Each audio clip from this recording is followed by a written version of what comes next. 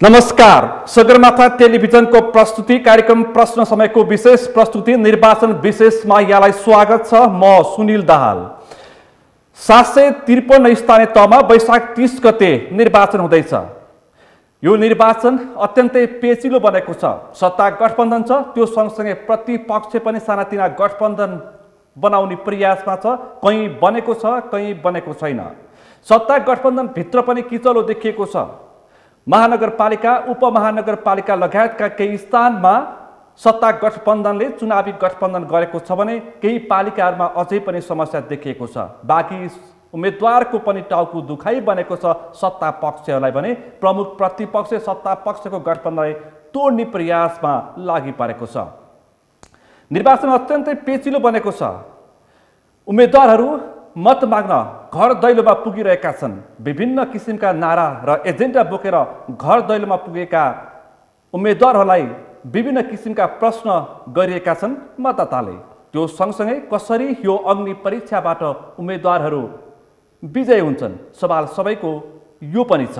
त्यो सँगसँगै 5 वर्ष कार्यकाल कसरी पुरा भयो, अहिले समीक्षाको विषय पनि बनेको छ।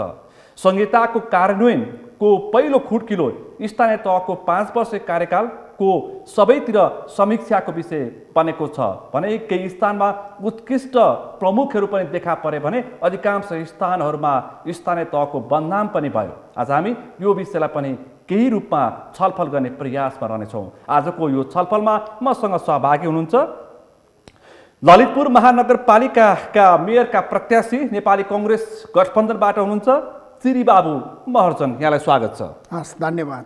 त्यसैगरी आजको छलफलमा मसँग सहभागी हुनुहुन्छ डाक्टर प्रेम शर्मा, स्थानीय प्रशासन पद्धति विज्ञ हुनुहुन्छ। यहाँलाई पनि स्वागत छ।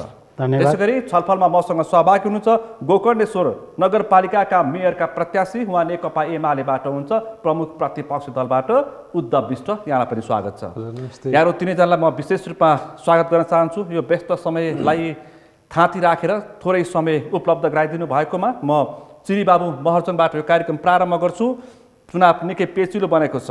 तपाईँको जुन किसिमको अहिले प्रशंसा देखिएको छ, जुन 753 स्थानीय तह 35,221 निर्वाचित हुन्छन्, त्यसमा तपाईँको नाम अलि उत्कृष्ट स्थानमा छ। के छ तपाईँको तयारी र कसरी मतदानमा तपाईँ सहभागी हुँदै हुन्छ? तयारी राम्रैसँग अगाडि बढिरहेको छ।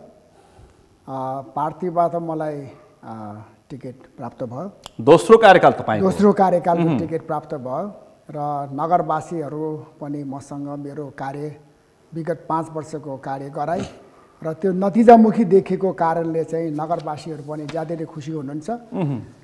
तसर्थ अहिले यो दुईटा कुराको फ्युजन गर्दाखेरि चाहिँ मेरो नतिजा राम्रो हुन्छ भन्ने चाहिँ मेरो आकलन हो। तपाईँको अपेक्षा? 5 वर्षको कार्यकालमा मैले केही राम्रो काम गरेको छु र भन्नुपर्दाखेरि मैले भने 753 स्थानीय तहमध्ये तपाईँ काठमाडौँ महानगरपालिकाको जुन किसिमको आलोचना भयो, यो छेउमै रहेको ललितपुर महानगरपालिकाको मेयरको हैसियतमा तपाईँले केही प्रशंसा प्राप्त गर्नुभयो। तर थुप्रै तपाईँका जुन यसभन्दा अगाडि तपाईँले गरेको प्रतिबद्धता अझै पनि पुरा हुन सकेको छैन, त्यो पनि प्रश्न लिएर आउँछु। अहिले चाहिँ तपाईँको खास खाका के छ?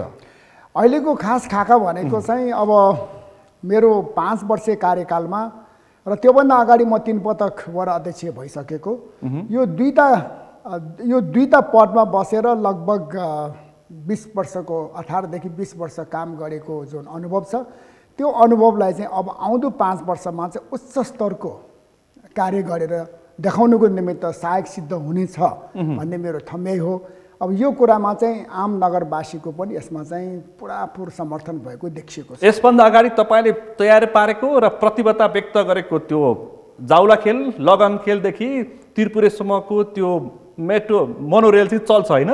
होइन, तपाईँले त्यो कुरा अलिकति उठान गर्नै पर्छ। यसभन्दा अगाडि पनि विषयमा मैले तपाईँसँग छलफल गरेको थिएँ। उठान गर्नुपर्छ, तर मिलेन के।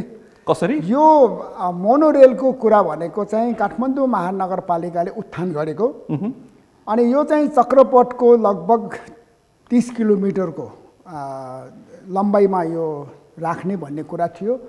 अनि ललितपुर महानगरपालिकामा चाहिँ 7.9 किलोमिटर ललितपुर महानगरपालिकामा परेको हुनाले 7.9 किलोमिटर ललितपुर खण्डमा पर्छ। हजुर, तसर्थ अब यो चाहिँ काठमाडौँ महानगरपालिकाले ल्याएको मोनोरेलको जुन प्रस्ताव छ बहुचर्चित त्यसमा चाहिँ 101 मध्येको एउटा एजेन्डा काठमाडौँ महानगरपालिका त्यसमा चाहिँ ललितपुर महानगरपालिकाले चाहिँ हामीले सही धस्काएकै हौँ धस्काएकै हो हजुर एकदमै त्यो काम चाहिँ होस् र चक्रपथको ललितपुर खण्डमा पनि सुधार हुन्छ मतलब ट्राफिक अथवा ट्राफिक जाम हुँदैन अथवा एउटा चाहिँ विकल्पको रूपमा मोड अफ मतलब यो कम्युटिङको चाहिँ सिस्टममा चाहिँ राम्रो हुन्छ भनेर हामीले गरेको सहयोग गरेको तर त्यो काम चाहिँ पुरा भएन थोर बहुत अपेक्षा गर्न सक्छौँ तपाईँले यदि यो जुन प्रतिस्पर्धामा तपाईँ उत्रिने मौका पाउनुभयो भने त्यो अपेक्षा हामीले पुरा गर्न पाउँछौँ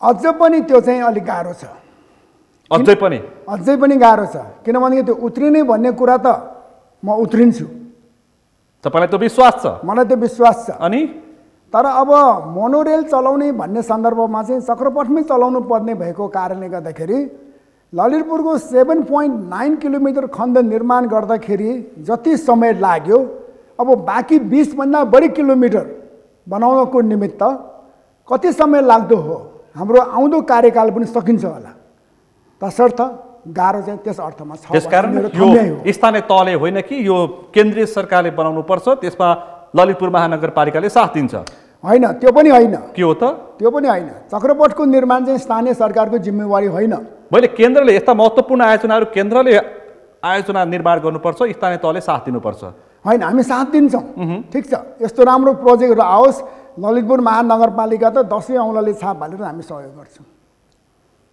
काठमाडौँवासीको कम्तीमा मोनोरेल चढ्ने इच्छाको लागि तपाईँले प्रयास गर्नुहोस् हामी अपेक्षा गर्छौँ अरू थुप्रै प्रश्न छ म एकछिनपछि आउँछु अनि विष्टजी तपाईँ चाहिँ यता सुन्दरी जल गोकर्णेश्वर सुन्दरी जलको तपाईँ प्रतिनिधित्व गर्नुहुन्छ होइन अब प्रश्न गर्नै पर्छ जोरपाटीको समस्या त्यो सडकको समस्या हल भयो जोरपाटी सुन्दरी जलको समस्या अहिले चाहिँ सानो बाटो भए पनि पिच भइरहेछ बौद्ध साँखुको सडक पिच भएको छ सडकका चाहिँ साँगुरो चाहिँ यथावस्थामै छ अब त्यसलाई हिजोको धुलो हिलोबाट चाहिँ मुक्त भएको छ त्यति ठुलो घम्सा घम्सी हुँदाखेरि पनि त्यो जोरपाटी सुन्दरी जलको सडक बन्न सकेन होइन जोरपाटी सुन्दरी जलको सडक चाहिँ केन्द्रीय सरकारको योजना अन्तर्गत हो त्यो त्यसलाई चाहिँ स्थानीय निकायले चाहिँ हस्तक्षेप गरेर केन्द्रको चाहिँ 22 मिटर चाहिँ त्यसको प्रावधान थियो स्थानीयले चाहिँ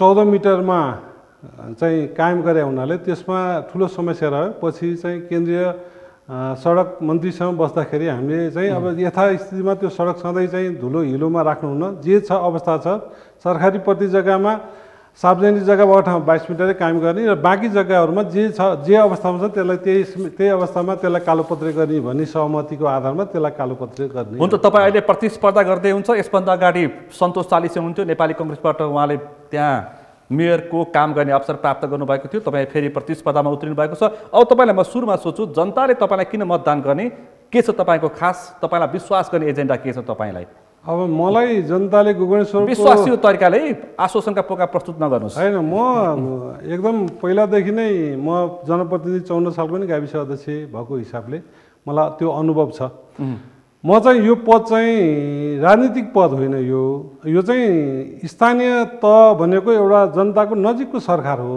त्यो तहमा बस्ने निर्वाचनभन्दा अगाडि चाहिँ त्यो पार्टीको एउटा उम्मेदवार हुन्छ निर्वाचनपछि चाहिँ त्यो सबैको साझा पद हो त्यो साझा पद भएको हुनाले मेरो चाहिँ चाहना के छ भने म निर्वाचित भइसकेपछि सबै पार्टीलाई राखेर सबै जनतालाई राखेर वार्षिक कार्यक्रमहरू गर्दाखेरि पनि कर लगाउँदाखेरि पनि कारणसहित म कुन योजना गर्दैछु त्यो योजनामा त मलाई यति बजेट चाहियो यसमा तपाईँहरूको यो योजनामा यति रकम लाग्ने भएको हुनाले तपाईँले यो कारणले म बजेट चाहिँ कर लगाउँछु भनेर कारणसहित उहाँलाई सोधेर जनताको भावनाअनुसार काम गर्ने र जनताको अहिले त्यहाँ रहेको गोकर्णेश्वरमा चाहिँ व्यतिथि छ त्यसलाई सुशासनमा कायम गर्ने र भ्रष्टाचार मुक्त नगरपालिका बन्ने म आफू पनि भ्रष्टाचार नगर्ने कसैलाई पनि कुनै पनि आउँछु त्यो भ्रष्टाचारको त तपाईँलाई म यहाँ प्रतिबद्धता र शपथ नै तपाईँलाई प्रतिबद्धता नै व्यक्त गर्न लगाउँछु अन्तिममा त्यो भन्दा अगाडि तपाईँको के छ खास तपाईँले गोकर्णेश्वर नगरपालिकावासीले तपाईँलाई किन मतदान गर्ने भन्ने प्रश्न हो मेरो सुरुमा आज चाहिँ गोकर्णेश्वरमा बुदागत रूपमा तपाईँले भन्न सक्नुहुन्छ एउटा पहिलो कुरा चाहिँ 5 वर्ष नेपाली काङ्ग्रेस रहँदाखेरि आफै बस्ने प्रशासनिक भवन पनि तपाईँको जग पनि हाल्न सकेन। पहिलो कुरा म गोकर्णेश्वरको प्रशासनिक आफ्नै भवन बनाउने सुरुवात गर्नेछु। दोस्रो कुरा त्यहाँ रहेका फोहोर मैलाका समस्याहरू जुन छन् त्यो हिजोको ठेक्कापट्टाबाट चाहिँ धेरै त्यहाँ दुर्गन्धित भएको छ। त्यो ठेक्कापट्टालाई हटाएर गोकर्णेश्वर नगरपालिकाले आफैले फोहोरको चाहिँ बिहान बेलुका चाहिँ अफिस टाइमभन्दा बाहेक स्कुल टाइमभन्दा बाहेक राति फोहोर मैला उठाउने व्यवस्था मिलाउनेछु। त्यो गोकर्णेश्वरमा अत्यन्तै समस्याग्रस्त फोहोर मैला, तर यसभन्दा अगाडिको अहिलेका जो भर्खरै समय सकिएका मेयर 40ले पनि गोकर्णेश्वरमा देशकै आधुनिक फोहोर मैला व्यवस्थापन गर्ने मेसिन सञ्चालन गरेको दृश्य मैले देखेको थिएँ टेलिभिजनमा। अब त्यो चाहिँ कस्तो भयो भने उहाँले चाहिँ जापानबाट अनुदान ल्याएको भन्नुभयो। त्यो चाहिँ अहिले गोकर्णेश्वर नगरपालिकामा छैन। त्यो कागेश्वरीपट्टि पारीपट्टि त्यो एयरपोर्ट मुनिएर राखेको छ। बागमती पारी अर्कै नगरपालिकामा पर्छ। त्यो चाहिँ उहाँले लामो समय ल्याएर त्यतिकै थन्काउनु भयो। अहिले चुनावमा त्यो केही अब त्यो आर्थिक ऐनले अप्ठ्यारो पर्ने भएर उहाँले चाहिँ त्यसलाई स्थापना गर्नुभएको छ। त्यो सन्तोष 40ले ल्याएको हो कि कृष्णहरि थापाले ल्याएको त्यसो भए? त्यो होइन, त्यो सन्तोष 40ले ल्याउनु भएको हो। त्यो गोकर्णेश्वरी हो। तर किन त उता कागेश्वरी पुग्यो? अब यही कुरा चाहिँ हामी प्रश्न भएको छैनौँ। हामीले सोधिरहेका छौँ किन होइन। हामीले पनि यो कुराहरू चाहिँ अलिकता राज्यको चाहिँ त्यो कुराहरू चाहिँ गलत भइरहेछ। त्यही कुराहरू चाहिँ हामी विधिको शासन भएन। हामी चाहिँ विधिको लागि हिँडेको।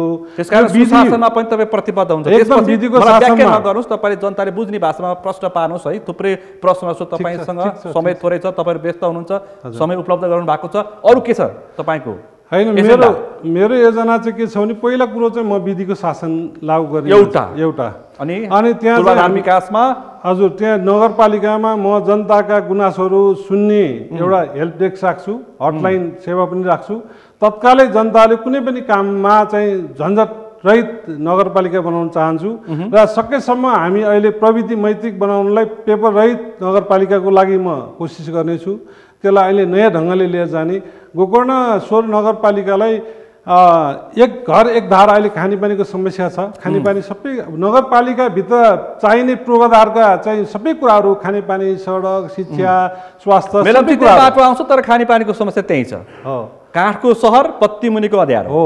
त्यो छ। त्यसको व्यवस्थापन कसरी गर्नुहुन्छ? अत्यन्तै जटिल समस्या हो तपाईको। त्यसको व्यवस्थापन हामी केलसम्म मेलम्ची खानेपानीसँग बसेर हाम्रा जनताले हाम्रै मुहानमा हाम्रै नगरपालिकाभित्र रहेका सुन्दरजनका त्यत्रा चाहिँ पानीको स्रोत भएको ठाउँमा हामीले खानेपानी नपाउनु भनेको त्यहाँ विडम्बना हो। हामी कानुनी रूपमै उहाँहरूसम्म चाहिँ बसेर हामीले पाउने अधिकार रूपमा हामी त्यो कुरामा हामी उहाँ पहल गर्नेछौँ। नेतृत्वको पनि कमजोरी हो है फेरि? होइन, हामी गर्नेछौँ। भोलिको दिनमा हामी त्यो कुरा हामी जनतालाई त्यो कुरा अधिकारको लागि हामी लड्नेछौँ र त्यो कुराहरू हामी प्राप्ति गरेर सबै एक घर एक धारा अनिवार्य पानी आउने धाराको लागि चाहिँ हावा आउने धारा होइन, पानी आउने धाराको व्यवस्था गर्नेछौँ। त्यसपछि अरू के छ तपाईँको? सडकको पिचदेखि लिएर गुणस्तरीय सडक बनाउनको लागि कस्तो प्रयास गर्दै हुन्छ? जहाँ यतिसम्म भनिन्छ कि काठमाडौँ उपत्यकाभित्रको कर्णाली भनिन्छ तपाईँको नगरपालिकालाई। हो, सही हो। अनि चाहिँ नेतृत्व गर्ने व्यक्ति तपाईँको सिस्टममा बसेन र ऊ विकास निर्माणमा लागेन भने त्यो कुराहरू भन्नु स्वाभाविक हो। हामी चाहिँ के छ भने केन्द्रको सडक र प्रदेशको सडक अनि स्थानीय सडक 3 तहको सडक हुन्छ। त्यो स्थानीय सडकको विषयमा चाहिँ हामी स्थानीय भित्र रहेका कृषि सडकदेखि लिएर नगर स्तरीय सडकहरू चाहिँ हामी धुलो र हिलो रहित बनाउनेछौँ। केन्द्र र प्रदेशका सडकहरूलाई पनि उहाँहरूलाई चाहिँ 12 महिना चाहिँ स्तरीय सडक बनाउनको लागि चाहिँ गोकर्णेश्वर नगरपालिकाको तर्फबाट हामी 12 महिना चाहिँ पहल गरिरहनेछौँ। त्यो 3 तहको सडक हुन्छ। अब सडक हेर्दाखेरि चाहिँ हामीले सबैलाई सडक एकै ठाउँमा राख्छौँ। सडक चाहिँ केन्द्रको सडकलाई हामीले स्थानीय सरकारले चलाउनु तपाईँको सम्म नै तपाईँहरूको आवश्यकता हो। त्यसकारण स्थानीय तह, सङ्घ, प्रदेश र स्थानीय तहको जुन विकासको पूर्वाधार छ समन्वय गर्ने काम चाहिँ हाम्रो प्रत्यक्ष घर दैलोको जनप्रतिनिधि तपाईँ हो। त्यसकारण जनताले सिधै तपाईँलाई नै त्यसको जिम्मेवारी हामी लिन्छौँ। त्यसलाई चाहिएको त्यो जनतालाई एकदम त्यो 12 महिना चाहिँ तपाईँ स्तरीय सडक चाहिँ सञ्चालनको लागि चाहिँ सबै सम्बन्धित निकायमा गएर त्यो स्तरीय सडक सञ्चालनको लागि हामी पहल गर्छौँ। त्यसको जिम्मेवारी गोकर्णेश्वरबाट फुत्त निस्किने बित्तिकै विष्ट भेटिन्छन्, ललितपुरबाट फुत्त निस्किने बित्तिकै चिरिज बाबु म अर्जुन भेटिन्छन्। त्यसकारण स्थानीय सरकार तपाईँ हो। म तपाईँहरूसँग आउँछु। डाक्टर शर्मा, यो 5 वर्षीय कार्यकाल कस्तो रह्यो? कसरी तपाईँ समीक्षा गर्नुहुन्छ? स्थानीय विज्ञ हो तपाईँ, नजिकबाट हेर्नु भएको छ। 2 जना जनप्रतिनिधिहरू जो यसभन्दा अगाडि पनि स्थानीय तहमा उहाँहरू नेतृत्व गरिसक्नु भएको छ। पहिला कुरा त उहाँहरूले निर्वाचनको समयमा मतदाताको अगाडि जे वाचा गर्नुभएको थियो र उहाँहरूको घोषणापत्रमा के गर्छु भनेर आश्वासन दिनुभएको थियो, त्यो कति उहाँहरूले उपलब्धि प्राप्त गर्नुभयो, त्यो सम्बन्धीको लेखाजोखा सम्बन्धीबाट तपाईँले सुरु गरिदिनु भएको भए सायद उहाँले आफ्नो स्तर अथवा स्ट्याटस देखाउनुहुन्थ्यो होला सोच्छु म। तर अर्को चिज मैले के देख्दछु भने हामी यो सङ्घीय गणतान्त्रिक शासन पद्धतिको पहिलो 5 वर्ष अभ्यास हो नेपालमा। यो अभ्यासको क्रममा नेपालका राजनीतिक दलहरूले अथवा यहाँका शासन सत्ता सम्पन्न गरेकाहरूले अथवा अनुयायी यसको अगुवाई गरेका व्यक्तिहरूले यो 5 वर्षीय कार्यकाल कस्तो रह्यो भनेर समीक्षा गर्नुपर्थ्यो। त्यो कुरो समीक्षा भएको छैन, दलको स्तरमा नै भएको छैन, सरकारको स्तरबाट भएको छैन, त्यस्तै गरी अन्य सङ्घ संस्थाबाट पनि यो मूल्याङ्कन अथवा समीक्षा भएको छैन। अलि दुःखद कुरो हो। त्यसै कारण विगतमा के कस्तो कमी कमजोरी रहे, जस्तै उहाँहरू दुईजना प्रत्यक्ष अहिले शासनको एउटा अगुवाई गरेर आएका व्यक्तिहरू हुनुहुन्छ भने उहाँहरूले के समस्याहरू सामना गर्नु पर्यो र जनताहरूका सम्बोधन हुनुपर्ने साझा सवालहरू अथवा स्वार्थहरू अथवा उहाँका चाहना आवश्यकता कतिसम्म सम्बोधन गर्नुभयो त्यो सम्बन्धीको कुरामा पनि सायद उहाँहरू स्पष्ट हुन सक्नु भएन।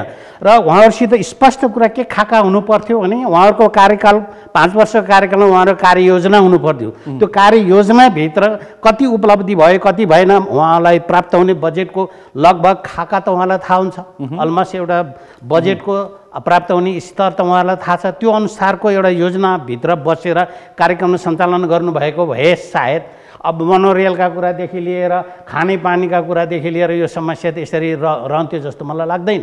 त्यसै कारण बजेटको एउटा मापदण्ड हुन्छ हैन, स्थानीय सरकारसँग आकांक्षा जनताको धेरै हुन्छ।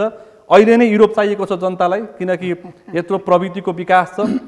सेकेन्डमा युरोप देख्छन् अनि यहाँ खोज्छन्, त्यो स्वाभाविक हो। बजेट सानो छ, बजेट धेरै हुन्छ, मलाई थाहा छ। म स्थानीय निकायभित्रै मन्त्रालयभित्रै काम गरेर के हो, तर उहाँहरूका आएका योजना बस्ती स्तरमा उठान भएर सहभागितामूलक तरिकाले आएका योजनालाई वार्षिक रूपबाट उहाँले सम्पादन गर्नुहुन्छ। प्राप्त बजेट अनुसारको उहाँले प्राथमिकरण गर्नुहुन्छ, त्यसलाई कार्यान्वयन गर्नुहुन्छ। त्यो त एउटा सिस्टमभित्र छ नि त मित्र। यो कसै हचुवाको भरबाट चिटिङ सोपिङ चिटको आधारबाट कुनै योजना अगाडि लैजाने त होइन। त्यसो उहाँ त्यसअनुसार बाँधिएर काम गर्नुहुन्थ्यो भने उहाँहरूका कार्यक्रममा प्रभावकारी पनि हुन्थे, जनतालाई आश्वस्त पार्न सक्नुहुन्थ्यो। र अब बाँकी रह्यो जस्तै उहाँ ललितपुरको महानगरपालिका मेयर साहब अबको कार्यकालमा मेरो चाहिँ बाँकी रहेका कार्यहरू अझै पनि बाँकी सम्पादन भने जस्तो तरिकाले केही कुराहरू त हुन्थ्यो नि भने त्यो पनि भएन। त्यसो हुँदा कार्य गर्दाखेरि अब 5 वर्षको योजना त पहिला तय गरिएको हुनु पर्थ्यो। धेरै कुराहरू अहिले हचुवाको भरमा अथवा तदर्थको स्तरबाट अगाडि गइसकेपछि सम्पन्न भएन। त्यसै कारण यस्ता चिजहरूको विषयमा उहाँहरू आफ्नै योजनाभित्र स्पष्ट उहाँले देखिनु भएन होइन। जस्तै सुन्दरी जलको कुरा गर्नुहुन्छ, अब स्रोतको मुहानको व्यक्तिहरू पानी खानबाट वञ्चित भए भन्नुहुन्छ उहाँले, अचम्म लाग्दो कुरो। उहाँ फेरि भन्नुहुन्छ काठमाडौँ यो राजधानी भनौँ न, यो राजधानीको मुख्य पहिला महानगरपालिका रहेको के अरे काठमाडौँ महानगरपालिकासित सहकार्य गरिराख्नु भएको मामलामा मनोरेलमा संलग्न हुनुभयो। त्यो हुन सक्ने सम्भव छ कि छैन भन्ने कुरामा उहाँहरूले पनि आफूलाई आफ्नो स्तर देखाउन सक्नु पर्थ्यो। त्यो कुरा पनि त्यति प्रभावकारी देखिएन भने अन्य चिजहरू फोहोर मैला व्यवस्थापनको समस्या त अहिले पनि तकरबाट तपाईँले गल्ली गल्लीमा देख्नुहुन्छ। यस्ता समस्या पनि दीर्घ रूपमा सधैँ रहिरहने, सधैँ नागरिकता पनि रहिरहने, सुकुम्बासी पनि रहिरहने, फोहोर पनि काठमाडौँ रहिरहने तरिकाको समस्या समाधान कहिले हुन्छ? एकैछिन तपाईँ थाँती राखेँ। मेयर साहब सुन्नुभयो, तपाईँले केही राम्रा काम पनि गर्नुभएको छ, सबैले प्रशंसा गरेका छन्। केही होइन, धेरै गरेको छु। म आउँछु तपाईँसँग। तपाईँले गर्नुपर्ने, तपाईँले यसभन्दा अगाडि मसँग नै कुनै अर्को संस्थामा तपाईँले प्रतिबद्धता व्यक्त गरेर निस्कनु भएको थियो। त्यसको लगभग तपाईँ 15 दिन पछाडि निर्वाचित हुनुभएको थियो। अब म तपाईँसँग सोध्छु कि जाउलाखेल, लगनखेल, तरकारी बजार हुँदै सैबु र पुल्चोसम्म पर्यटक चक्रपथ बनाउने चिरीबाबु महर्जनको महत्त्वकांक्षी सपना कहाँ पुग्यो? तपाईँको त्यो प्रश्नै मिले छैन। अनि तपाईँको त्यो प्रश्न नै तपाईँले कहाँमा त त्यो सावार गर्नुभयो, मलाई अचम्म लागिरहेछ। हो, त्यो मिलेन त्यो प्रश्न। के हो त खासमै? तपाईँको त्यो प्रश्नको कन्टेन्ट हो, त्यही मैले बुझिनँ। यो कन्टेन्ट के? पर्यटक चक्रपथ बनाउने होइन, त्यसो होइन। के हो खास? त्यो चाहिँ मैले के भनेको थिएँ भने ललितपुर महानगरपालिका क्षेत्रभित्रमा पर्यटकहरूको निमित्त आकर्षणका केन्द्रहरू थुप्रै छन्। त्यो उदाहरणको निमित्त पाटन दरबार स्क्वायर मङ्गल बजारमा छ। त्यहाँ चाहिँ पर्यटकहरू जति आउँछन् त्यसपछि उहाँहरू चाहिँ महाबौद्ध अर्थात् सिंहवर्धन महाविहार त्यहाँसम्म पनि नगइकन त्यहाँ चाहिँ उहाँहरू 2-3 घन्टा समय बिताएपछि फर्किनुहुन्छ।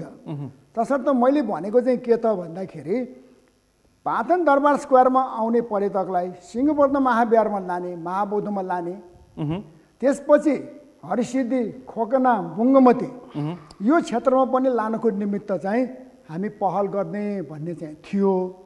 तर समस्या के भयो त भन्दाखेरि हाम्रो यो केन्द्रीय सरकारले बनाएको जुन बाटो छ यो चाहिँ हाम्रो सैँबो भैँसे पार्टी, त्यसपछि यो सातो बाटोबाट गोदावरी जाने बाटो, थापाखेल जाने बाटो, अर्को लेले जाने बाटो छ। लेले जाने होइन, त्यो भनेको नि चापागाउँ जाने बाटो हो। यी बाटोहरू हामी चुनावमा जित्नुभन्दा अगाडि 74 सालभन्दा अगाडि त्यो चाहिँ ठेक्कापत्ता गरियो नेपाल सरकार, केन्द्रीय सरकार।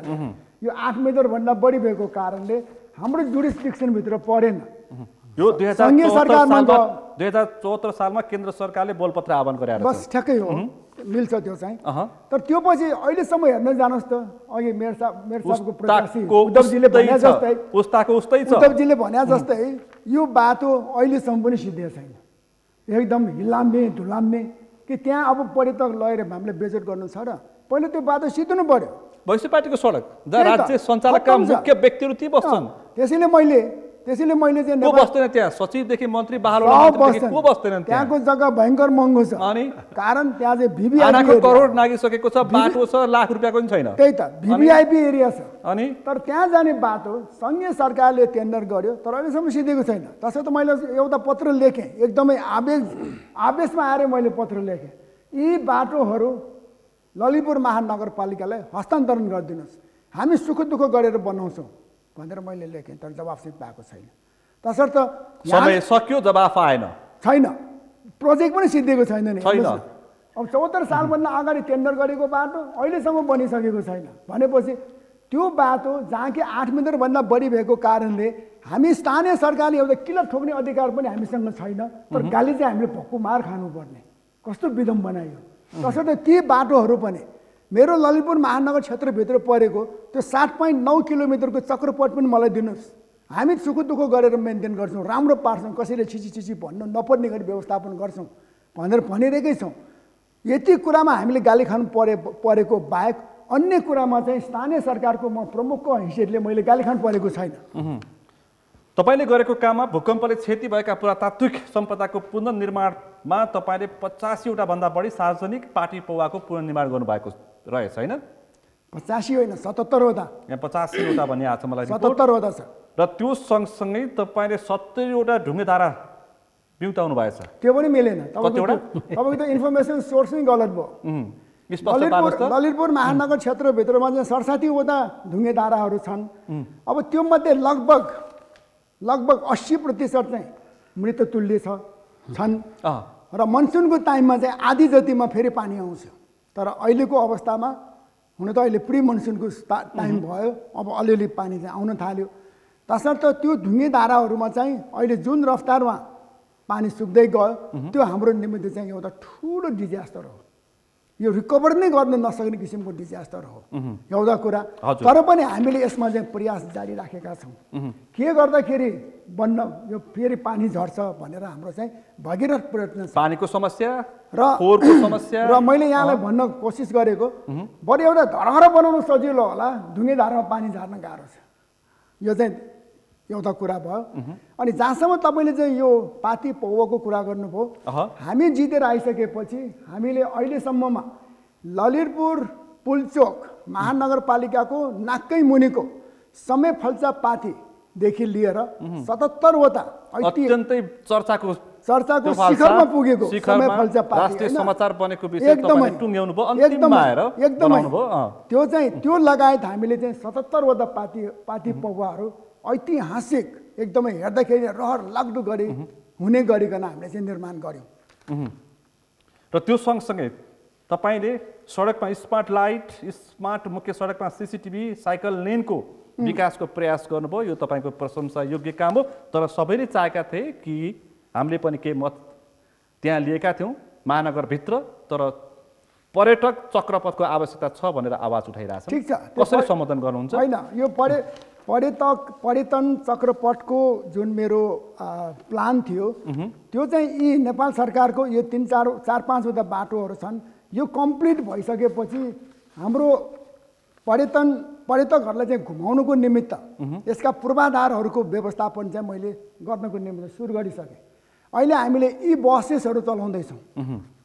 त्यो यी बसेसको अहिले चलाइसकेपछिको अवस्थामा अघि भने जस्तै एउटा पर्यटकको एक बिन्दुबाट अर्को बिन्दुमा हामी त्यो यी बसेसहरू चलाउँछौँ।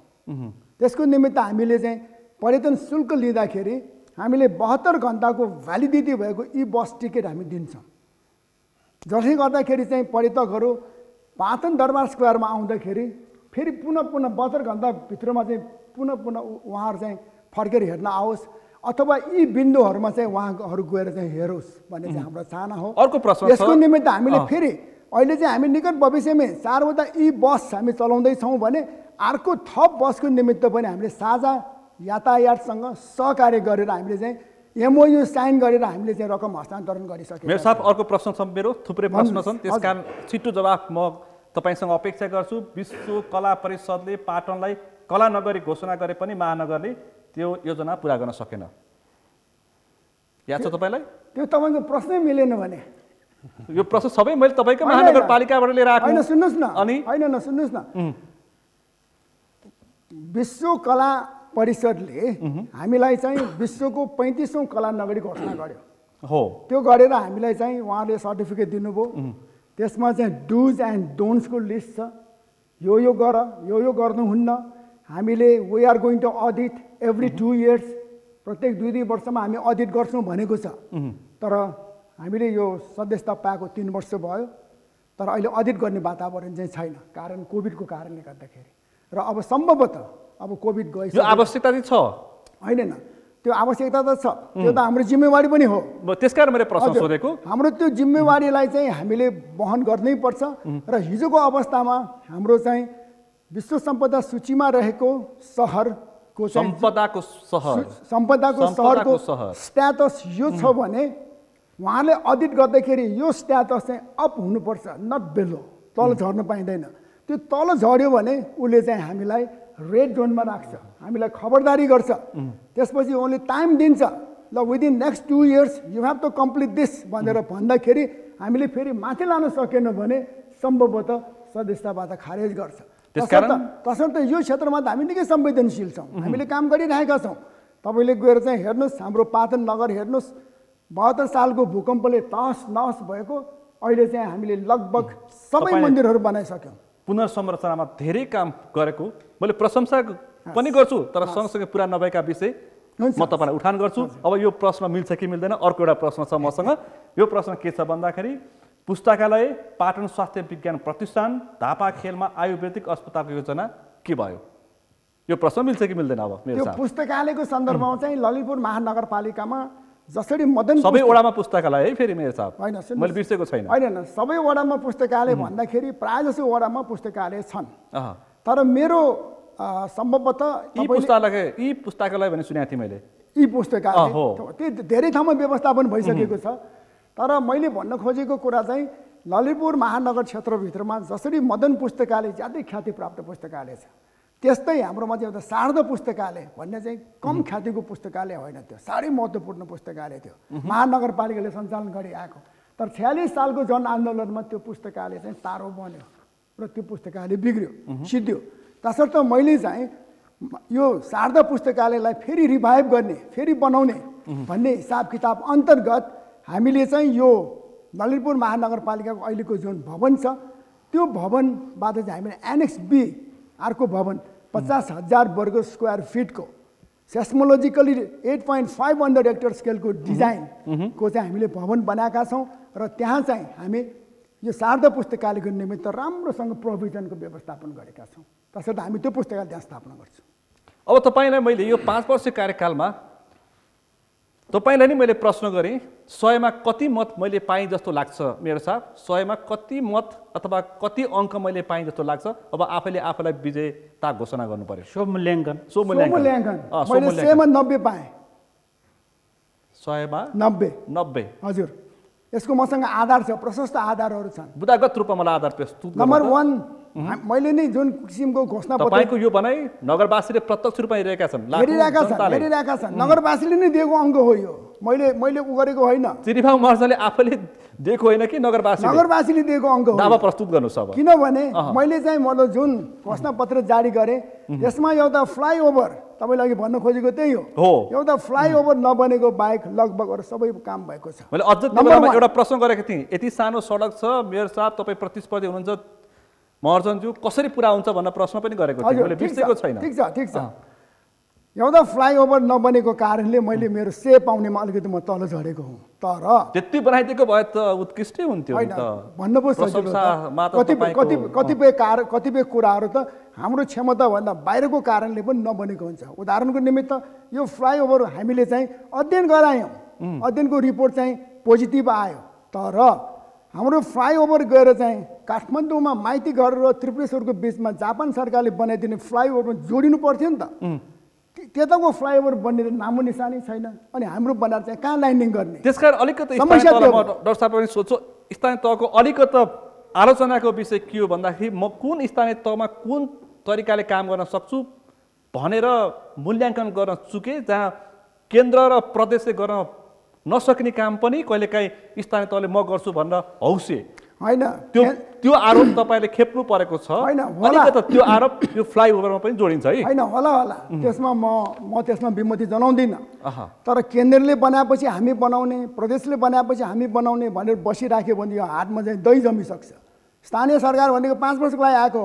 हो हामी आइसकेपछि काम गरी देखाउनु पर्यो नि त देखाउने सन्दर्भमा चाहिँ कुनै हामी चाहिँ आफ्नो काबुभन्दा बाहिरको कारण पर्यो भनेदेखि हामीलाई गाह्रो साह्रो पर्छ कहीँ काम गर्दाखेरि चिरिबाउ मर्दलाई च्याप्प समातेका दृश्य पनि हामीसँग छन् कहीँ काम नहुँदा यसो गर्नु पर्यो उसो गर्नु पर्यो भनेर जनताले त्यसरी घर दैलोमा आएका पनि हामीसँग दृश्य छन् त्यो सँगसँगै अब फोहोरको व्यवस्थापन तपाईँ कसरी गर्नुहुन्छ जुन काठमाडौँ उपत्यकाको काठमाडौँ महानगरपालिका पछाडिको अर्को समस्या हो यो ललितपुरले पनि पिरोल्दै आएको छ तपाईँ अहिले ललितपुर महानगरपालिका हेर्न जानुहोस् तपाईँ फोहोर देख्नुहुन्न अनि मैले भन्दाखेरि व्यवस्थित तरिकाले अन्तर्राष्ट्रिय मापदण्ड अनुसार अहिले हामीले हाम्रो काठमाडौँ भ्यालीभित्र 2 महानगर र 16 नगरपालिकाहरू प्राय जसोको शेषडोल बन्चेडी डाँडा नै हो अन्तिम निष्कासन क्षेत्र भनेको महानगरले त्यसको विकल्प दिन सक्छ कि सक्दैन भन्ने प्रश्न महानगरवासीले उठाइरहेछन् अर्को स्थान पनि तोक्न सक्छ आधुनिक किसिमको त्यो पनि ल्याउन सक्छ नेपाल सरकारले यी 18 नगरपालिकालाई चाहिँ यहाँबाट निष्कासन हुने फोहोरको व्यवस्थापन गर्नको निमित्त लगभग 1700 रोपनी जग्गा अधिग्रहण गरेर त्यो व्यवस्थापन गरेको अवस्थामा हामीले चाहिँ ललितपुर महानगरपालिका जहाँ चाहिँ 36.2 वर्ग स्क्वायर किलोमिटरको एरिया मात्रै छ जहाँको जनसङ्ख्या चाहिँ रेजिडेन्सियल जनसङ्ख्या 3 लाख छ बिजनेस जनसङ्ख्या फ्लोटिङ जनसङ्ख्या चाहिँ 8 लाख छ एक आना जग्गाको चाहिँ करोडौँ पर्छ तसर्थ हामीले त्यहाँ चाहिँ फोहोर मैलाको एउटा चाहिँ केन्द्र बनाउनको निमित्त अथवा एउटा सिस्टोलको हाराहाडीको अर्को बनाउनको निमित्त हामी कहाँ चाहिँ अप्ठ्यारो छ भूगोलले दिँदैन त्यस कारणले गर्दाखेरि पनि होला नेपाल सरकारले चाहिँ बन्चेडी डाँडा र सिस्टोललाई व्यवस्थापन गरेको तसर्थ हाम्रो भनाइ चाहिँ के त भन्दाखेरि नेपाल सरकारले व्यवस्थापन गरेको यो बन्चेडी डाँडा छिटोभन्दा छिटो सिद्ध्याउनुहोस् त्यसमा हामीले के कन्ट्रिब्युसन गर्नुपर्छ हामी तयार छौँ तर त्यो चाहिँ छिटो सिद्ध्याएर यो काम कुरोको निमित्त चाहिँ अगाडि बढौँ भन्ने चाहिँ मेरो भनाइ अरू पनि प्रश्न छन् म आउँछु अब यो विष्टजी तपाईँलाई पनि यो प्रश्न मेरो छ अब त्यहाँको फोहोरको व्यवस्थापन खानेपानीको समस्या सडकको समस्या ढलको समस्या अझै तपाईँले बेहोरेको किनकि तपाईँहरूको बस्ती विकास निकै भइरहेछ एकदम तीव्र गतिमा किनकि जोरपाटीबाट अलिकता पर पुग्ने बित्तिकै तपाईँहरूको छुट्टै उपत्यका छ होइन त्यो उपत्यकालाई सानो सहर पनि भन्दा रहेछन् होइन त्यहाँ सँगसँगै अरू थुप्रै छ यसको हल तपाईँ कसरी गर्नुहुन्छ जनताले बुझ्ने भाषामा प्रष्ट तरिकाले भन्नुहोस् त अब यसो छ तपाईँ यतिखेर जनताको कठघरामा प्रत्यक्ष रूपमा हुनुहुन्छ हामी अघि नै मैले अझै प्रश्न आएको छैन तपाईसँग मैले अघि नै भने हामी यो 3 तहको सरकार छौँ हो हामी 3 तहको सरकार अन्तर्गत हामी चाहिँ स्थानीय तहको सरकार हाम्रो अधिकारभित्र रहेर हामीले योजना बनाउने हो हैन। अब केन्द्रलाई नै चुनौती दिने गरी हामी अधिकार त्यो योजना बनाउन सक्दैनौँ। हाम्रो क्षमता अनुसारको योजना तपाईले स्थानीय तहले दिएको कानुन अन्तर्गत स्थानीय तहको नियमले दिएको परिधिभित्र बसेर जनताका समस्याहरू समाधान गर्ने हिसाबले हामीले फोहोर मैलादेखि लिएर ढल्का कुराहरूदेखि खानेपानीका कुराहरू हामी यसलाई व्यवस्थित गर्नको लागि हामी त्यहाँ रहेका स्रोत साधनहरूलाई पहिचान गरेर मैले अघि पनि भने सोलो डोलोमा जवाफ अलिकति नदिकन ठ्याक्कै तथ्यगत रूपमा काम हुने तरिकाले यो छ मेरो योजना, यसरी हामी व्यवस्थापन गर्छौँ भने हामी फोहोर मैलाको सवालमा अहिले ठेकेदारी प्रथा हटाएर नगरपालिका स्वयं आफैले चाहिँ फोहोर मैलाको व्यवस्था गर्ने। अफिस टाइममा स्कुल टाइममा हामी फोहोर मैला गाडीहरू चलाउँदैनौँ। बेलुकाको अफिस टाइमभन्दा स्कुल टाइमभन्दा बाहेक चाहिँ फोहोर मैला सङ्कलन गरेर दैनिक रूपमा फोहोर मैला सङ्कलन गरेर त्यसलाई चाहिँ व्यवस्थित गर्ने एउटा हाम्रो योजना छ। खानेपानीको सवालमा हाम्रो सोचहरू थुप्रो छ। माथि जङ्गलका तारेभिरदेखि विभिन्न ठाउँमा हामी सोच छ जनताको घरमा घर दैलोमा पाइपमा पानी आउँछ। पानी आउनको लागि मैले भने हामी अब अहिले हामीले सुन्दरजलभन्दा माथि तपाईँको एउटा ठुलो एउटा ड्याम बनाएर त्यहाँ चाहिँ प्राकृतिक रूपमा पानी जम्मा गर्ने एउटा धापको बन्दैछ। त्यस्तै योजना हाम्रो त्यहाँ अरू पनि स्रोत छ तारेभिरमा, त्यस्तो खालको एउटा ड्याम बनाएर त्यसको स्रोत मार्फत हामी त्यहाँ मेलम्ची लाइनबाट चाहिँ नभेटिएका छुटिएका लाइनहरू चाहिँ त्यो मेलम्चीका सुन्दरजलका लाइनले नछुटिएका चाहिँ जनताहरूलाई घर घरमा धारा पानी पुर्याउने स्रोतहरू दिन्छौँ। र मेलम्चीको लाइनले पनि पुगेन भने त्यसलाई हामीले अरू स्रोतबाट चाहिँ हामी घर घरमा पानी पुर्याउने व्यवस्था गर्नेछौँ। अनि अब तपाईँ ढलको समस्या अत्यन्तै जटिल, साना साना त्यो नहरहरू पनि छन् तपाईँको नगरपालिकामा। अब ढलको चाहिँ त्यहाँ पहिला चाहिँ अलि थोरै बस्ती थियो, त्यो थोरै बस्ती हुँदा सानसानो ढलहरू राखिएको थियो। अहिले बस्ती बढेर चाहिँ त्यो चाहिँ सानसाना ढलको पाइपहरूले त्यो धानेन। अब त्यो सबै सानसाना पाइपहरूलाई हटाएर हामी ठुल्ठुला पाइपहरू हिम पाइपहरू त्यो चाहिँ ढलको व्यवस्था गरेर त्यसलाई चाहिँ पछिसम्म दीर्घकालीन रूपमा हामी 20औं-25औं वर्ष टिक्ने गरी 30औं वर्ष टिक्ने गरी हामी त्यसलाई चाहिँ वैज्ञानिक रूपमै भोलिका दिनहरूमा थपिने जनसङ्ख्यालाई पनि हामी चाहिँ मध्यनजर गरेर 20औं-30औं वर्षसम्म चलाउनु नपर्ने गरी हामी व्यवस्था गरेर जानेछौँ। यो जुन फोहोर व्यवस्थापनको अत्यन्तै आधुनिक किसिमको मेसिन ल्यायो भनेर जुन हल्ला खल्ला गरेको थियो, मेसिनै हराएको सुनियो, त्यस्तो त हुँदैन होला नि फेरि? होइन, यस्तो हुँदैन। हामीले भनेका छौँ हामी जनतालाई नै राखेर त्यो सबै पक्षलाई राखेर हामी योजना बनाउनेछौँ। हामी व्यक्तिगत रूपमा हामी शासक नभइकन सेवकको रूपमा हामी काम गर्नेछौँ। त्यहाँ सबैसम्म साझा, मैले अघि पनि भने त्यो साझा पद हो। सबै पार्टीका सबै त्यहाँका विशेषज्ञहरूलाई राखेर त्यो जनताकै काम गर्ने भनेर हामी लामो समय सङ्घर्ष गरेर ल्याएको व्यवस्था हो कि यो व्यवस्थामा चाहिँ सबभन्दा उत्कृष्ट काम के गर्न सकिन्छ? सबै मेरो मात्रै कुरा छैन नि त, त्यहाँ बस्ने धेरै विद्वानहरू हुनुहुन्छ। तर एउटा समस्या एकचोटि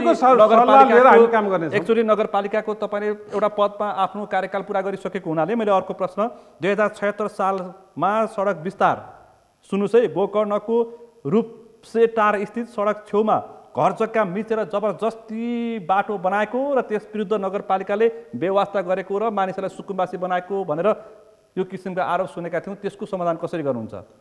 घाँस पास कपास जनताको आवश्यकता नैसर्गिक अधिकार, राज्यले पनि सुकुम्बासी कसैलाई बनाउँदैन। त्यो राज्यले जहाँसुकै राज्य व्यवस्था चाहिँ राज्यले सडक बनाउने भनेको तीको मान्छेको विकासको लागि हो, तीको ठाउँको डेभलपको लागि बनाउने हो। त्यो कुराहरू जनताले बुझ्नुपर्छ। जनताको यदि सुकुम्बासी हुने अवस्था छ भने त्यसको पुरै क्षतिपूर्ति राज्यले गर्नुपर्छ। उसको घाँस बासको व्यवस्था राज्यले गर्नुपर्छ। त्यसको पुरै चाहिँ मूल्य तोकेर त्यसको मूल्य बराबरको अर्को व्यवस्था गर्नुपर्छ राज्यले। राज्यले कसैले सुकुम्बासी गर्नु पाउँदैन होइन। त्यसको लागि हामी लड्नेछौँ होइन। त्यो हामी योजना लड्ने न, तपाईँले त जितेपछि गर्ने होइन। केन्द्रले को सडकमा त हामी गर्न सक्दैनौँ सर। यतिसम्मको नारा लाग्यो, स्थानीय सडक बनाउँदा चाहिँ त्यसको जिम्मेवारी हामी जोरपाटी सुन्दरजल ज्यानमारा सडक समेत बनाउने नारा लाग्यो हो कि भन्नु सरलाई मैले के भने मैले तपाईँलाई अघि पनि भने 3 तहको सरकारको 3 तहको सडक छ। तर तपाईँले केन्द्रीय सडकको विषयमा स्थानीय तहले मुआवजा दिन मिल्दैन। यो कुरा चाहिँ तपाईँले कानुन रूपमा पनि बुझ्नु पर्यो। अब केन्द्र सरकारको सडकलाई बन्दाखेरि चाहिँ स्थानीय सरकारले चाहिँ स्थानीय तहले चाहिँ मुआवजा दिने केन्द्रको आयोजना काम हुँदैन, स्थानीय तहले गाली खानुपर्छ। त्यो हामीले सुन्यौँ, यो गुनासो स्थानीय सरकार सबैले हामीलाई सुनाइरहेका छन्, त्यो पनि मैले सुनेको छु। तर स्थानीय तरिकाले स्थानीय सरकारले जे गर्न सक्नु पर्थ्यो, यो मैले सुन्दरी जलको सडक केन्द्र सरकारले बन्न सकेन। यस्ता थुप्रै वरिपरि जो रिङ रोड पारी थुप्रै सडकहरू अवरुद्ध छन्। यो ललितपुर महानगरपालिकामा हामीले भैँसी पार्टीको कुराकानी गरौँ, त्यहाँ पनि थुप्रै भइसक्यो त्यो समस्या तपाईँले सुन्दरी जलमा पनि भोग्नु भयो जो पार्टीमा पनि अब त्योभन्दा बाहेक तपाईँका जुन वरिपरि हरियाली डाँडाकाँडा छन् कानुनले के गरेछ भने व्यक्तिगत सम्पत्तिको संरक्षण कानुनमै व्यवस्था छ व्यक्तिगत सम्पत्तिमा राज्यले चाहिँ हस्तक्षेप गर्न पाउँदैन त्यसको क्षतिपूर्ति राज्यले तिर्नुपर्छ त्यो विषयमा हामी दुईमत छैनौँ सर तपाईँहरूको फेरि तरकारी उत्पादन किसानहरू पनि छन् त्यहाँ मलाई याद छ होइन त्यसको लागि त्यहाँको गुनासो सरकारले व्यवस्था गरेको फलफुल तथा तरकारी थोक व्यवसायको गुनासो उत्पादन भयो नगरपालिकाले बजारको व्यवस्थापन गरेन अब यसमा तपाईँलाई म अलिकति स्पष्ट पार्छु हाम्रो योजना चाहिँ के छ भने तरकारी उत्पादन गर्ने जुन क्षेत्र छ त्यहाँ चाहिँ गोकर्णेश्वर नगरपालिकामा हामी निर्वाचित भएपछि त्यो उत्पादन हुने ठाउँमा चाहिँ बिउ बिजन औजारदेखि सबै व्यवस्था हामी नगरपालिकाको वडा कार्यालयमा गर्नेछौँ र त्यसमा चाहिने मल खाददेखि सबै हामी चाहिँ नगरपालिकाले नै व्यवस्था गर्नेछौँ र उत्पादन भएको कुराहरू ती सङ्कलन गरेर त्यसलाई जोरपाटी जुन उत्पादन नहुने बजारमा चाहिँ नगरपालिकाले सिधै किसानले ल्याएर बेच्न सक्ने निःशुल्क स्टलको व्यवस्था हामी गर्नेछौँ त्यहाँ किसानको सामान मात्रै सिधै किसान चाहिँ उपभोक्ताले उपभोग गर्ने गरी त्यो व्यवस्था हामी त्यो गर्नको लागि हामी घोषणापत्रमा लेखेका छौँ के छ तपाईँको अझै तपाईँले जनतासँग अझै पनि भन्न पाए हुन्थ्यो र मत दिन्थे भन्ने केही छ तपाईँसँग घोषणापत्रमा अझै पनि तपाईँले प्रश्न पार्न सक्नुहुन्छ हजुर धेरै कुराहरू छ हामीले अब त्यहाँ हामीले त धेरै कुराहरू राखेका छौँ जस्तै अब जस्तै तपाईँलाई आजै भन्यो तपाईँलाई अवसर यही नै हो चुनाव आइसक्यो होइन मैले एकैचोटि तपाईँले भन्न पाउनुहुन्छ तपाईँका मतदाताले हेरिरहेका छन् प्रत्यक्ष रूपमा होइन गोकर्णेश्वर नगरपालिका समग्र देशभरिमा हामीले चाहिँ जनताको अपेक्षा हामीले बुझेका छौँ जनताको ठुलो अपेक्षा छैन पहिलो कुरा त जनताले भ्रष्टाचार मुक्त चाहिँ प्रशासन होस् भन्ने छ अनि त्यहाँ जाँदाखेरि सामान्यभन्दा सामान्य जनप्रतिनिधि र प्रशासकीय अधिकृतको सोसोमोसोमा कमिसनको चलखेल गर्नु भएन होइन हामी मैले तपाईँलाई भने हामी ढङ्गले पारदर्शी ढङ्गले हामी नगरपालिका चलाउनेछौँ त्यहाँ भ्रष्टाचार मुक्त नगरपालिका यति खर्च गरेको छु निर्वाचनमा यति उठाउनुपर्छ भनेर मिडिया साथीहरूलाई म अनुरोध गर्न चाहन्छु म 1 रुपियाँ चाहिँ संविधानले अहिले निर्वाचन आयोगले तोकेको भन्दा बढी रकम पनि खर्च गर्ने छैन अहिले धेरै हामीले सबै कुराहरू त्यो प्रचार प्रसारमा पनि हामीले पुरै अहिले वडा कार्यालय बन्यो प्रशासकीय अधिकृतले कमिसन नदिकन चेक दिएन भन्ने कुराको समाचार बनाउनु नपरोस् होइन तपाईँलाई यो कुरा मिडियामा के भन्छु भने गोकर्णेश्वर नगरपालिकामा मेरो चाहिँ अहिले जनताले हाम्रो त्यहाँको जनताले मलाई जिताएर पठाएर मैले अहिले बोलेका कुरा भएन भने भोलिपल्ट तपाईँ मिडियाका साथीहरूलाई अनुरोध गर्छु भोलिपल्ट 1 रुपियाँमा कुनै पनि हामी चाहिँ दाग लागेर कुनै आरोप लागेको भने भोलिपल्ट राजीनामा टेन्डर खुला हुने बित्तिकै आफन्तहरू कमिसनको लागि ठेकदारको घरमा नपुगुन् मेरो आफ्नै मान्छे भए पनि म गलत कामको लागि चाहिँ मेरो आफ्नै मान्छे भए पनि म छोड्दिनँ उपभोक्ता समिति बनाएर आफन्तलाई काम दिने काम नगर्नुहोस् होइन अब यो विषयमा चाहिँ उपभोक्ता समितिको विषयमा चाहिँ बनाउनुपर्छ भेलाबाट चाहिँ चुनिने कुरा हो त्यो उपभोक्ता समिति त्यो हामीले तयार गर्ने त्यो सरकारको नियममा छ योजना तीको भेलाबाट चाहिँ त्यहाँको जननिर्वाचित वडा अध्यक्ष वा वडा सदस्यको हामीले सुनेका छौँ तपाईँ अब प्रत्याशी हुनुहुन्छ आफन्तलाई नै उपभोक्ता समितिमा राखेर आफ्नै घरमा कमिसन पुऱ्याएको पनि हामीले सुनेका छौँ त्यस्तो कामहरू चाहिँ गलत कामहरू हामीले मैले अघि भने यही गलत व्यक्तिको कारणले पार्टीको कारणले होइन व्यक्ति गलत हुनसक्छ एउटा व्यक्ति गलत भयो भने समग्र चाहिँ बदनाम हुन्छ त्यो पार्टी चाहिँ तपाईँको जुनसुकै पार्टीको पनि मान्छेको चरित्रको कारणले चाहिँ तपाईँको समग्र त्यसलाई चाहिँ मूल्याङ्कन गर्न मिल्दैन एउटा व्यक्ति तपाईँलाई मानौँ हामीले पनि धेरै सांसदहरू हेऱ्यौँ पहिला 51-52 सालमा 2-4 जना सांसदले गर्दा समग्र संसदको बदनाम भएको 2-4 जना प्रहरीले गर्दा समग्र प्रहरीको बदनाम गरेको त्यस्तो खालको हाम्रो समाज छ एउटा दुईटा व्यक्तिहरूले राम्रो काम नगर्दाखेरि हाम्रो समाजमा समग्रलाई चाहिँ त्यो खालको एउटै चाहिँ भाँडोमा हाल्ने त्यो खालको एउटा चलन छ त्यसलाई चाहिँ हामीले चिर्नुपर्छ गलत जसले गलत गर्छ त्यसलाई भन्नुपर्छ पालिका छ जम्मा 10 वटाको नाम आउँछ होइन ठिक हो यतिसम्म भनेको अख्तियार यतिसम्म भनेको यदि अख्तियार स्थानीय तहमा पस्यो भने यदि अख्तियार स्थानीय तहमा पस्यो भने 753 मध्ये 700 चाहिँ खराब झ्याप हुन्छन् भन्ने समेत अख्तियारले बोल्यो अनि हैन एक छ ठीक छ सर अब यो विषयमा चाहिँ के भने हाम्रो देशमा समग्र रूपमा हेर्ने भने त्यो तपाईबाट हुन्छ कि हुँदैन आज व्याख्या होइन तपाईबाट हुन्छ कि हुँदैन हजुर त्यो मामलामा मेरो चाहिँ म के भन्छु भने आज म सबै जनताको सामु म 1 रुपैयाँ पनि त्यसमा म भ्रष्टाचार गर्दिन पाएको सुविधा पनि म लिन्न म कुनै पनि सुविधाको नाममा दुरुपयोग पनि गर्दिन अरूलाई पनि दुरुपयोग गर्दिन आर्थिक प्रलोभनमा कोही पर्दाखेरि पनि म त्यसलाई 1 मिनेट पनि राख्दिन सर सन्तोष 40 भन्दा उद्धव विष्ट के कारणले फरक भन्ने प्रश्न पनि आउँछ। अब उद्धव विष्ट र सन्तोष चालिसेमा के फरक भन्ने कुरा चाहिँ तपाईँलाई म के भन्न चाहन्छु भने हिजोको नगरपालिका चलाउने सवाल र आजको नगरपालिका चलाउने सवालमा हामीले हिजो प्रजातान्त्रिक रूपमा नचलेको गाविस नगरपालिका भवन चाहिँ आज हामी तपाईँलाई 10 to 5 म रेगुलर नगरपालिका भवन बस्नेछु, नगरपालिका कार्यालयमा बस्नेछु जनताको सेवामा। हामी समय चाहिँ त्यो बाहिर 8-10 दिन चाहिँ हामीले हिजो हेऱ्यौँ 10 दिन 7 दिनसम्म सिपाही लागि मान्छे आइरहने धाइरहने त्यो प्रथा हटाउनेछौँ। पक्कै पनि जनताको साथ दिउने काममा तपाईँले मैले जनतालाई आज पनि साथ दिने काम गर्नु मैले आज पनि अब एकैछिन हिजो अस्ति पनि म सरलाई मैले अलिकति जानकारी गराएँ। मैले हिजो अस्ति पनि के भनेको छु भने सबै जनतालाई मलाई 10 to 5 कुनै पनि योजनामा तपाईँले नबोलाउनु होला। तपाईँको क्लिप मैले हेरेको थिएँ, नबोलाउनु होला। म चाहिँ 10 to 5 चाहिँ ती जनताको काम गरेर बस्छु। म कुनै सेमिनार गोष्ठी उद्घाटन हैन चाहिँ तपाईँको शिलान्यासमा म जाने छैन। गोकर्णेश्वरमा पुग्नु पर्यो, सिम्महरू बन्नु भएन। मेरो सवाल यति हो, एकैछिन पछि म त आउँछु। डाक्टर साहब, अब यो सबै विषय तपाईँले सुन्नुभयो, धेरै विषय उठान गरेँ, के काम भए, के काम हुन सकेनन्, प्रतिबद्धता पुरा भयो कि भएन, कस्तो सुशासन कस्तो भयो भन्ने धेरै प्रश्न उठ्यो। तपाईँको जवाफ के छ? अबको दोस्रो कार्यकाल कसरी सक्षम पार्नुपर्छ? मलाई माफ गर्नुहोस्, गलत ठाउँमा बोलाउनु भयो कि जस्तो लाग्छ। छैन, किनभने राखेको छु मैले। सञ्चार माध्यम मैले मत माग्न आएको होइन, उहाँहरू दुईजना त जनप्रतिनिधिको आकाङ्क्षा, उहाँले मत माग्नु, उहाँले यो सम्बन्धी चुनावको विषयमा बहस गर्न स्वाभाविक हो। रह्यो कुरा के भने उहाँहरू दुवैजना 753वटा पालिकाको प्रतिनिधित्व गर्नुहुन्छ र सबैजना अटाउँदैन। अहिले उहाँहरू दुईजना प्रतिनिधिहरूको 5 वर्ष अनुभवको आधारबाट र अहिले तपाईँसित साक्षात्कार गरिराख्दाखेरि मैले प्रश्न कुरा एउटा के पाएँ भने उहाँहरूलाई दिएको संविधानको अनुसूची 8 अनुसारको 22वटा अधिकारभित्र उहाँहरू स्पष्ट हुनुहुन्न।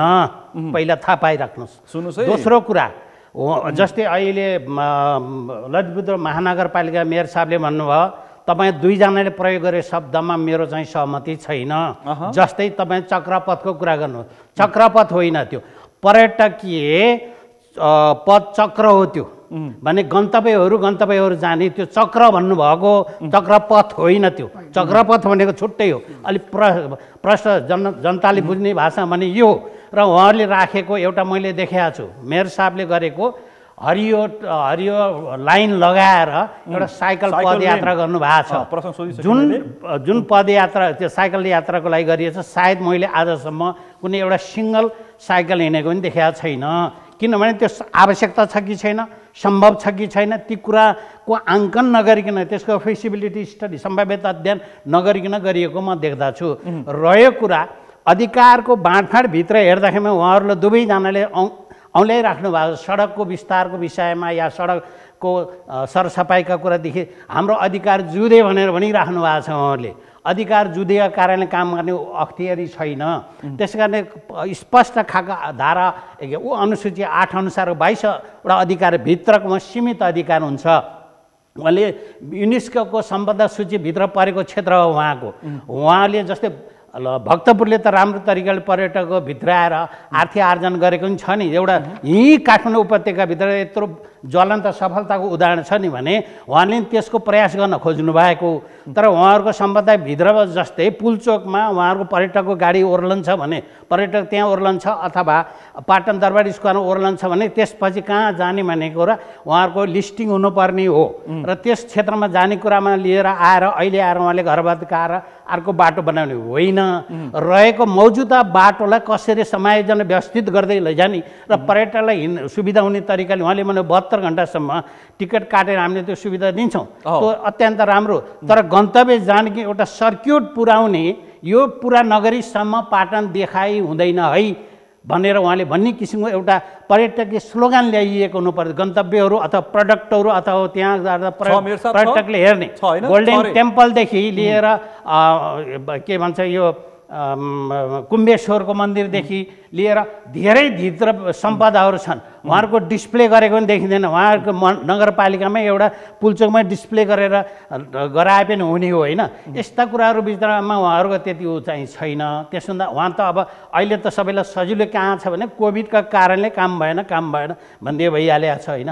तर काम गर्ने मान्छेलाई खाने मान्छेलाई जुवाले छेक्दैन भने जस्तो काम गर्ने मान्छेले गरिरहेको छ। अहिले म देखिरहेको पर्यटनको क्षेत्रमा अलिअलि म काम गर्ने एउटा ग्रामीण पर्यटनको विद्यार्थी हैसियतले म देखिरहेको छु। नेपालका यस्ता यस्ता गन्तव्यहरू छन्। यहीँ लमजुङतिर मैले देखिरहेको छु कोरोनाको समयमा एउटा महिलाले होमस्टे अथवा घरवास चलाएर दिनको 35-40 हजार पनि उठाएको अथवा कमाएको पनि देखिएको उदाहरणहरू छन्।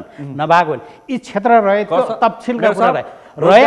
अर्को चिज के हो त भन्दा उहाँहरूको अहिले योजनाका कुराहरू गरिरहने यो त प्रचार गरे जस्तो किसिमको जस्तो किसिमको भएर तर मैले के देख्दा छु भने उहाँहरूलाई शुभकामना छ र उहाँहरूले अब मनोनयन गरिसक्नु भएको छ। पद चिन्ह आज लिएर के अरे चुनाव चिन्ह लिएर आइसक्नु भएको छ। अब घर दैलोमा जाँदाखेरिमा बरु धेरै कुरा नबोल्ने। उहाँहरू फेरि गठबन्धनको सरकार हुनुहुन्छ के अरे उहाँहरू 5 दलको साझा घोषणापत्र पनि छैन। उहाँहरूको के हो यो थितिन विथितिको एक किसिमले म त्यो पनि देख्दा सिद्धान्त होइन। उहाँहरूको जुन किसिमको घोषणापत्र भयो हाम्रो पार्टीले गरेको काम भने भोलि पहिचानको मापदण्ड कसरी देखाउने हो अथवा त्यो 5 दलको एचिभमेन्ट हो कि अथवा उपलब्धि हो कि भनेर देखाउने हो कि सिङ्गो देखाउने हो कि कसरी जाने यस्ता कुराहरू अन्यलतामा छ।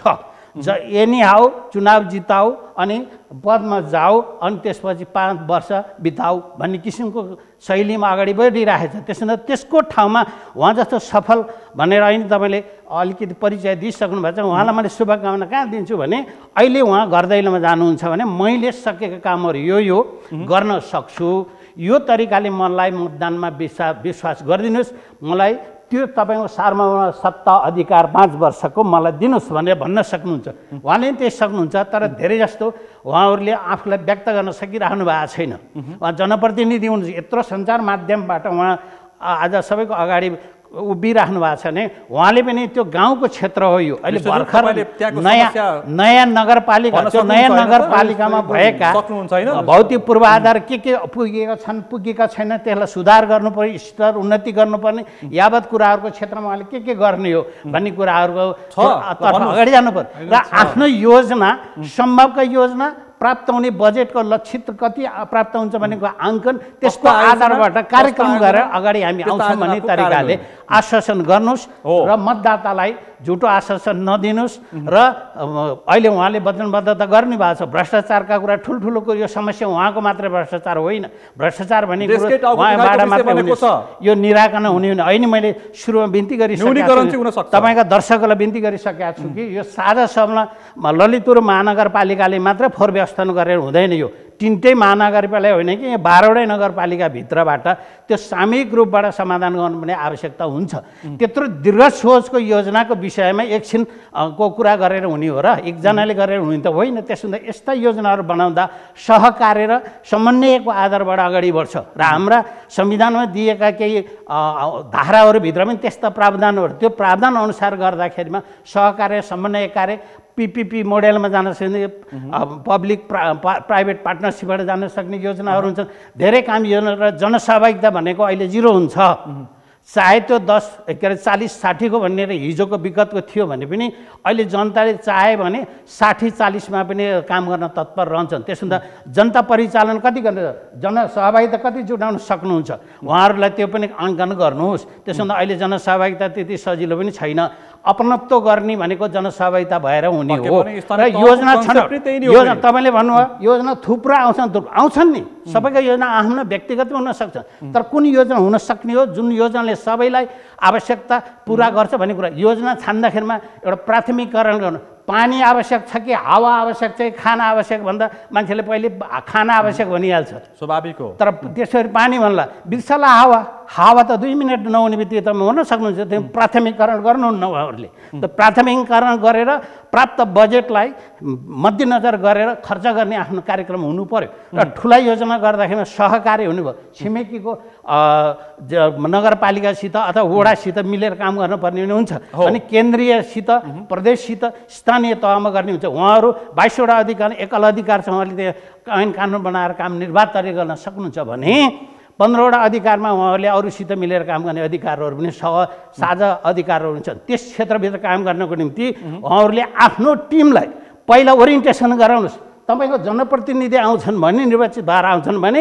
योजना गर्ने कसरी हो, जनतासित काम गर्ने कसरी हो, आज पार्टीको कार्यकर्ता भएर काम गरेको राखिएछ कसरी, भोलि कसरी काम गर्ने भन्ने कुराको विषयमा पहिला आफ्ना जननिर्वाचित पदाधिकारी तपाईँको टिमलाई त्यो कार्य नगरकाली समिति होस् वा त्यो परिषद होस्, नगर परिषद हो, त्यसमा प्रशिक्षण गराउनुहोस्, राम्रो तरिकाले ज्ञात गराउनुहोस्। हुने काम डन र नट डन भनेर है भन्दै हुनुहुन्थ्यो होइन। त्यस्तो किसिमका कुराहरू पहिला सिकार अगाडि जानुहोस् र जनताको अगाडि तपाईँले सफलता गरेर देखाउनुहोस्। मेरो त्यही शुभकामना छ। ल, यति धेरै सुझाव तपाईँले सित्तैमा प्राप्त गर्नुभयो। आजको यो महत्त्वपूर्ण अवसर तपाईँलाई प्राप्त भयो। ल भन्नुहोस्, एउटा विज्ञले तपाईँलाई सुझाव दिनुभएको छ। डाक्टर साहबलाई धेरै धेरै धन्यवाद।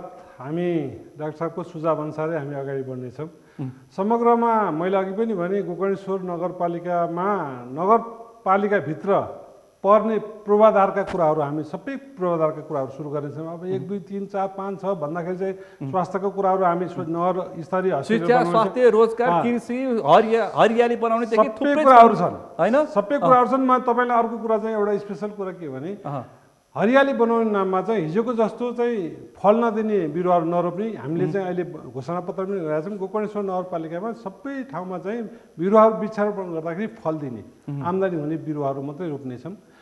समग्र रूपमा हामी गोकर्णेश्वर नगरपालिकालाई एक घरमा 2 बिरुवा चाहिँ फल दिने बिरुवा नै चाहिँ अनिवार्य लगाउन चाहिँ अनुरोध गर्नेछौँ। व्याख्या नगरिकन तपाईँले बुदागत रूपमा हामी हस्पिटल एउटा गोकर्णेश्वरको 100 बेडको सुविधा सम्पन्न हस्पिटल निर्माण गर्नेछौँ निःशुल्क चाहिँ उपचारको लागि, गरिब दुखीको लागि।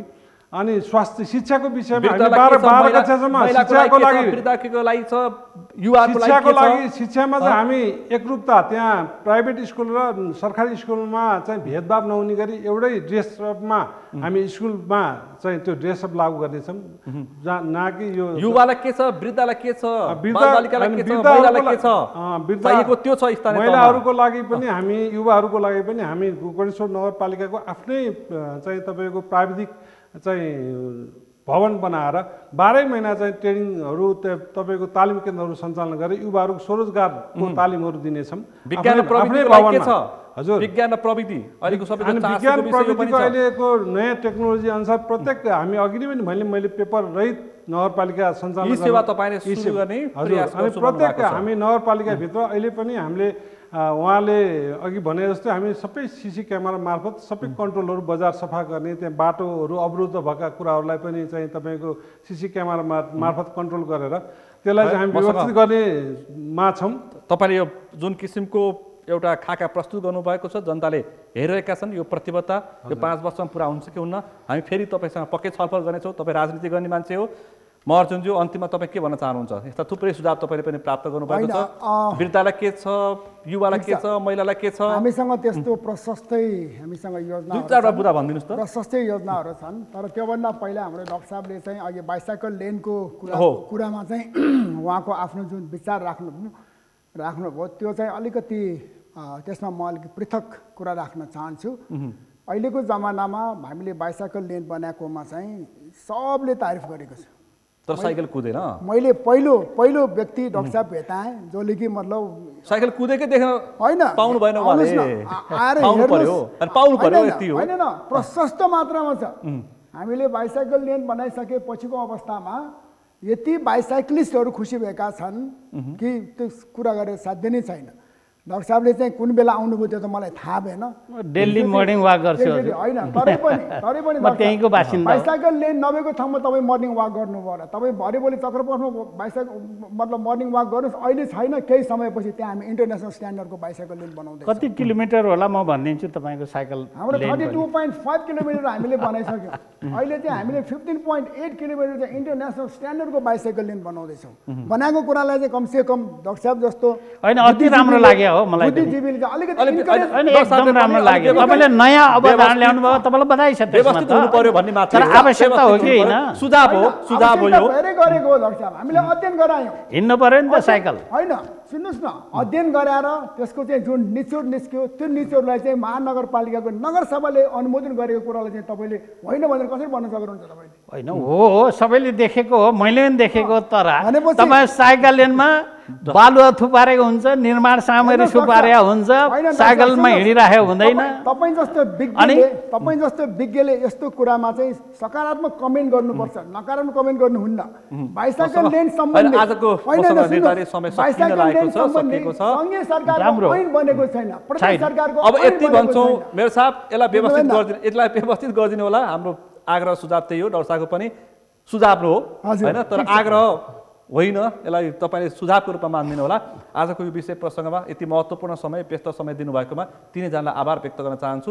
हाम्रो एउटै अन्तिममा के प्रश्न रहन्छ भने म भ्रष्टाचार गर्दिनँ होइन मेरो साथ, गर्दिनँ होइन, यो त मेरो तर्फबाट चान्सै छैन होइन विष्णुज्यू, होइन कुनै पनि हालतमा म मात्रै होइन, मसँग रहने त्यो पुरै टिमले भ्रष्टाचार गरेको थाहा पाएँ भने म तुरुन्तै होइन, यदि सुन्यो भने एक कटकटामा ल्याएर तपाईँलाई फेरि प्रश्न गर्नेछु। धन्यवाद। समय र समाजको लागि म पनि भ्रष्टाचार गरेको सुन्न चाहन्न। तपाईँ एउटा विज्ञ नागरिकको हैसियतले बस तिनैजनालाई विशेष रूपमा आभार व्यक्त गर्न चाहन्छु समय र समाजको लागि। धन्यवाद। आज हामीले विशेष गरी स्थानीय तहको निर्वाचन र केही पूर्व समीक्षा पनि गऱ्यौँ, 5 वर्षीय कार्यकाल र त्यो सँगसँगै प्रतिस्पर्धीहरूको योजना पनि हामीले छलफल गऱ्यौँ। आजको यो छलफलमा सहभागी हुनुहुन्थ्यो ललितपुर महानगरपालिकाका मेयरका प्रत्याशी नेपाली कङ्ग्रेसबाट गठबन्धनबाट श्रीबाबु महर्जन, त्यसै गरी स्थानीय प्रशासन पद्धति विज्ञ हुनुहुन्थ्यो डाक्टर प्रेम शर्मा, र त्यसै गरी आजको छलफलमा मसँग सहभागी हुनुहुन्थ्यो गोकर्णेश्वर नगरपालिका नेकपा एमालेबाट उहाँले मेयरको प्रत्याशी रूपमा उहाँ मैदानमा हुनुहुन्छ, उहाँ हुन्थ्यो उद्धव विष्ट। उहाँहरू तिनैजनालाई विशेष रूपमा आभार व्यक्त गर्दै आजको विशेष प्रस्तुति प्रश्न समयको निर्वाचन विशेष कार्यक्रममा यहीँ टुङ्ग्याउँछु। भोलि अर्को प्रस्तुतिका साथ कार्यक्रम ल्याउने बाचा गर्दै म सुनिल दाहाल पनि बिदा चाहन्छु। सगरमाथा टेलिभिजन हेर्दै गर्नुहोला। नमस्ते।